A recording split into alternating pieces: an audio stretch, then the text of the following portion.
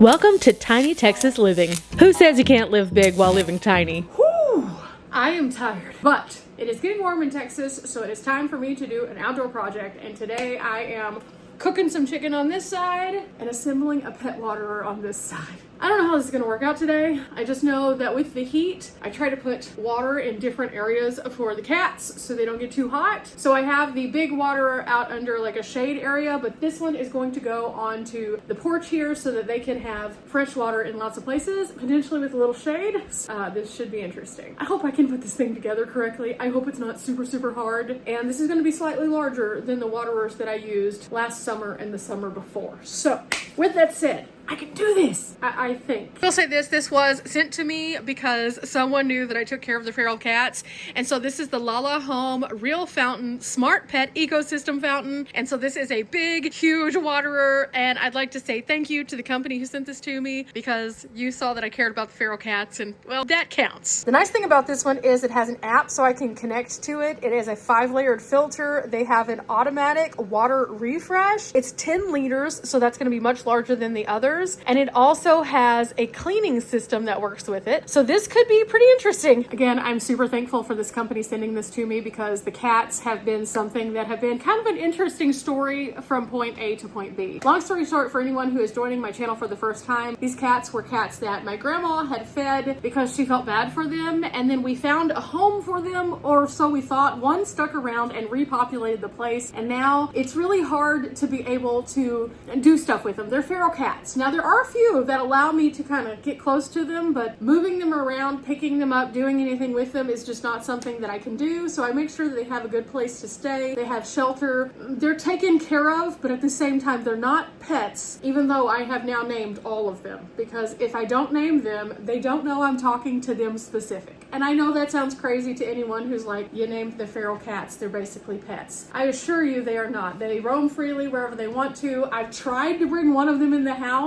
and it freaked out badly, and that was the one that I could like do stuff with. So they have no desire to be pets. It's also really hard to catch them in order to get them spay or neutered. There's not a free spay or neuter clinic anywhere near me, and I'm hoping in the future my county will offer something like that, but right now they just do not. So I just kind of do what I can to make sure they're comfortable. In the meantime, I'm really bad at boxes, so let's see how this goes. It looks pretty straightforward with pulling everything out. It looks like everything is protected. Ooh, this is gonna be nice. This has a lot more water supply than the previous one, so I'm hoping this works really well for them. I'm gonna go ahead and pull everything out though and set it on the counter and see what it looks like. Okay, this is what it looks like. It has this large piece right here, which is where everything will kind of start out. It has these two, and then it has another box. So I need to find out what's in each of these boxes now. And why can't I open this? Okay, this is gonna be a two-hand situation maybe. There it goes. Okay, I can do this. Again, this is the Lala Home, and this looks pretty straightforward. I think I can do this. I need to find the instructions though. So while I'm working on this, I have been away, and whenever I am away, my parents take care of the cats also. It's just a family affair. They make sure that the cats are good to go. Now, the nice thing about it is I keep a pretty interesting little base camp here. I really like animals, and a lot of people have said that I am like Snow White. So in regards to that, I like for there to be squirrels and birds and all the little critters. And the only way that the cats can exist with that is if they understand that those things also live here. So as silly as it sounds, and as many of you are probably going to think I sound crazy, I have a little bit of an understanding with the cats. So the understanding that we have is that I will continue to take care of them if they do not bring birds and squirrels as offerings to me, because I like the birds and the squirrels and I want them to be okay too. And at first I was really not doing so well because, you know, cats by nature are hunters, especially feral cats. And they would bring up their little things and give them to me as little offerings, and I'd be like, oh no, like we're not on that kind of friendship level. And then I realized that, you know, I needed to set parameters. So as silly as it sounds, I told the cats, hey, if you want to go do all these weird things, that's fine, but keep it away from where I can see it. And since that moment, again, I know this sounds crazy, but since that moment, they have not brought a bird, a lizard, a snake, thank goodness, up to the porch and handed it over like, hi, here's a gift. Thank you for taking care of us. That was weird when they did that. Let me just let me just say that. Anyway, like I was saying, we kind of made an agreement, and I will continue to believe it's an agreement all day long. And again, the internet can roast me, and I do not care. It works out for us. In order to do that though, we have a nice space for the cats to be protected from the aerial wildlife, so when they eat, they're safe, and they seem to be really happy about that. They even share it with the birds and don't attack the birds now. So it's really nice to be able to have cardinals and bluebirds and little titmouses and stuff like that. Or are they titmice? I don't know. Anyway, that's the little bird. And then the cats just kind of coexisting as this big ecosystem around the base camp. I have not had any weird mice or snakes in my base camp as a result of the cats being here, and that makes me happy. So we will continue to coexist with the cats, but they need water. So let me see if I can figure this out. I'm getting more confused. There are no instructions that I've been able to find so far. I pulled out everything. I've looked. I even took things apart, and I don't see instructions. Okay.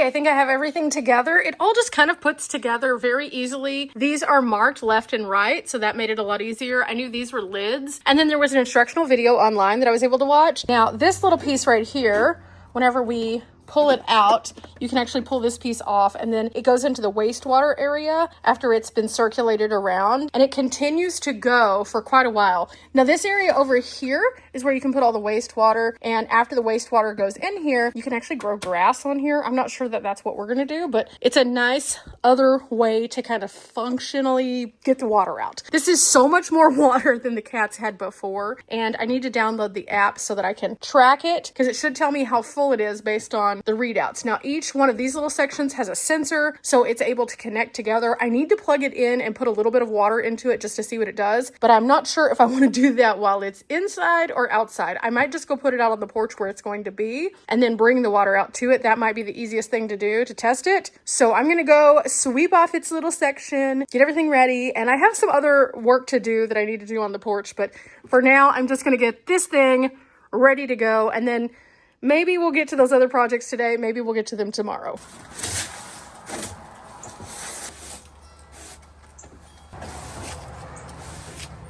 I had this piece on backwards, so I fixed that, but I'm trying to figure out how to plug it in and then also have it sit in the tray. So I need to watch the video again. I'm going to go back through all of the boxes because, again, I'm struggling to set this up. I like to keep it real on the channel with what happens, and currently I cannot figure out how to get it to plug in and also set outside. And inside here, there are no instructions.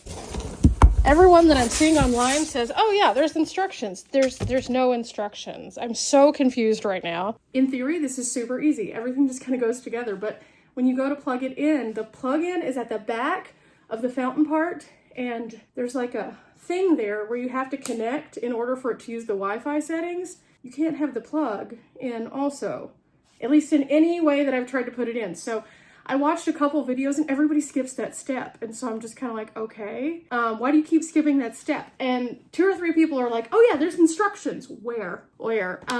So this cat ecosystem is quickly turning into a stressful moment for me. It was supposed to be super easy. Just because I don't know how to get to plug in. That's the only reason. And I even sent off a message and I was like, hey, can someone explain to me how to plug this in? No response. So it's okay. I'm gonna try to figure this out.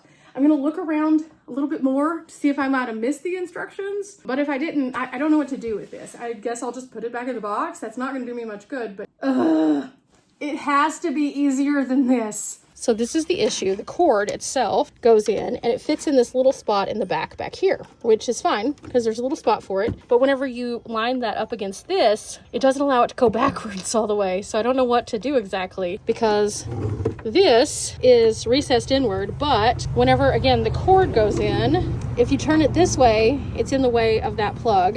And if you turn it the opposite direction, to this way, it doesn't sit flat. It immediately turns on, so I know it's working, but for it to connect to the rest of the machine, it has to go in somehow. And I even thought, okay, well maybe if I move the cord back, but it doesn't go in because that's in the way. So like it just doesn't, and nothing lights up because it's not connecting. So I don't know what to do. Okay, there's another plug on the bottom side, so I went ahead and put it there, and now I'm gonna try to connect this guy to see if it works. Okay, this one is now turning on, and it seems to be in there, so I'm gonna try to get the water. We got a couple curious kitties who are trying to figure out what exactly I'm up to over here. Don't worry, guys, I'm gonna fix up the porch nice for you guys. Desperately hoping this works. Having an instruction manual would have been great. That would have helped me out quite a bit there. I still don't know why there's a plug on just the fountain, unless you can run the fountain portion of it, the small part, without the water reserve maybe? I don't know. There's no, again, explanation for this. So either the book wasn't put in or there isn't a book. I don't know. But if this turns out, it's gonna be super cool. And I'm still really thankful because cats, you can see they're excited. But also, oh my gosh, that was much harder than it should have been. Okay, time to fill this guy up. And this is going to be quite a bit of water that they can use now. So this should be awesome. In the meantime, again, crossing my fingers this works. There's 2 of these, so I'm going to fill up both the reserves, put the lids on them, and then take them outside, plug them in, and see if the water starts to flow in. I don't know. There's so many mixed reviews on this, on how it actually starts off. They said it takes up to 2 minutes to start up after you put in the water. So we're going to see. Another person was just like, it was immediate. So I don't know what to expect. I don't know. What I do know is we're getting this filled up pretty well, though. I've got to see if there's a fill line on here. I'm not sure. Not an exact fill line, but I'm going to go with this as my fill line right here because that's about a little tiny bit under where the lid fits. Everything's in place, and now I need to figure out how to make it actually do the distribution. It's actually starting to fill the reserve a little bit. That's good. Okay. Apparently this thing can hold up to 10 liters of water, which is way more than the others, which were like very, very little water.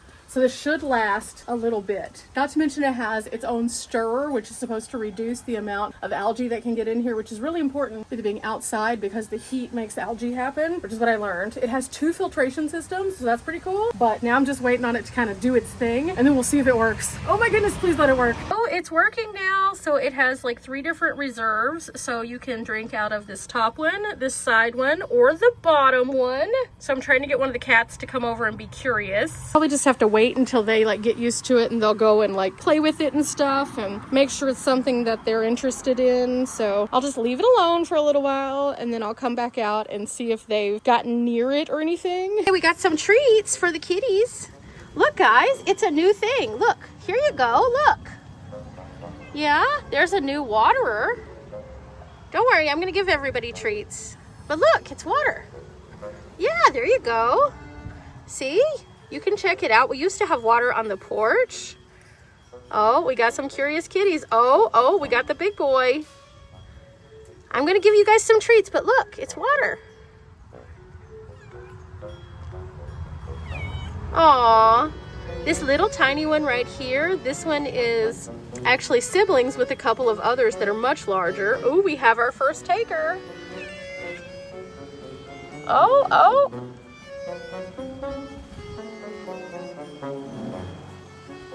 Oh, we have interest. Okay.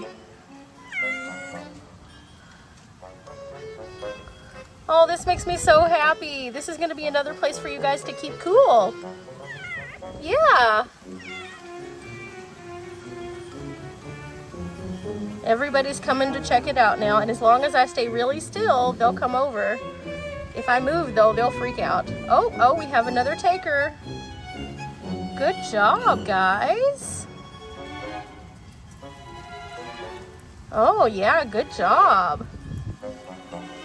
They seem to like it. They definitely seem to like it, so that's good. All it took was some treats and a little bit of elbow grease and bribing them to see that there was water. I'll have to see how this holds up over some time, but this should be a great way for them to start off their summer and keep a little bit cooler.